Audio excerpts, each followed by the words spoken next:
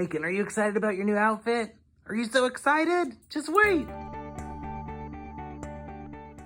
Well, it's Derby Day, and if you're from Kentucky, you know what a big deal that can be. And for us, it is huge. This year we welcomed our fourth dog into the family after our first three have passed, and it is an Italian Greyhound named Moira Rose Bacon Coyle Smith. Thank you for having kids and knowing how to name a dog something amazing. So, in honor of Bacon's first Derby Day, I went ahead and made her a nice little horse blanket outfit. I ran to the local discount craft store and picked up some supplies, went ahead and quilted the top flannel out of it, and then trimmed it out in a nice turquoise. Picked up this nice leather strapping and belt loop as well, and we went ahead and customized all that.